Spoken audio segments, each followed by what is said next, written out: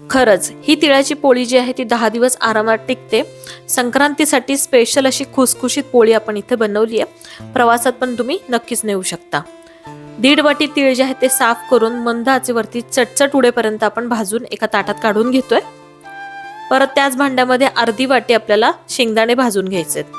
दोन्ही गोष्टी थंड होण्यासाठी बाजूला ठेवल्यात। एका मोठ्या भांड्यामध्ये 2 कप इथे गव्हाचं पीठ, थोडं बेसन, मीठ आणि गरम झालेलं कडकडीत तेल आपण इथे वापरतोय। सगळं हाताने एकत्र करून थोड्या थोड्या पाण्याचा वापर करून इथे पीठ मळून घ्यायचंय। मध्यम असं पीठ मी इथे मळून घेतलंय। आता शेंगदाणे थंड झालेत आणि तीळ पण थंड झालेत। दोन्ही गोष्टी मिक्सर जार मध्ये घेऊन बारीक करून घेतल्यात। ही जी पावडर आहे ती बंद चालू असा मिक्सर करून घेतलीये आणि त्यावरतीच मी 2 वाट्या गूळ घालतीये। एकाच वाटीचं माप घेऊन मी ते साहित्य सगळं मोजून घेतलंय।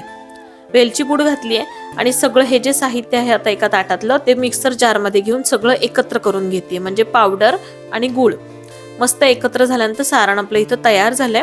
हवाबंद डब्यामध्ये हे सारण जे आहे ते 10-15 दिवस आरामात टिकतं।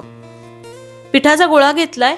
पिठाच्या गोळ्याची छोटीशी पोळी करून किंवा वाटी करून यामध्ये आपण सारण भरून घेतले आणि पोळी लाटून घेतलीये। जास्त जाडही नाही आणि जास्त पातळही नाही अशी मस्त पोळी आपण तुपावरती इथे भाजून घेऊया। साजूक तुपाचा वापर केलाय। मस्त खुसखुशीत या पोळ्या तयार होतात। संक्रांतीला नक्की तयार करा। अगदी सोपी आहे पद्धत, नक्की तुम्हाला आवडेल। सगळ्यांना संक्रांतीच्या खूप खूप शुभेच्छा।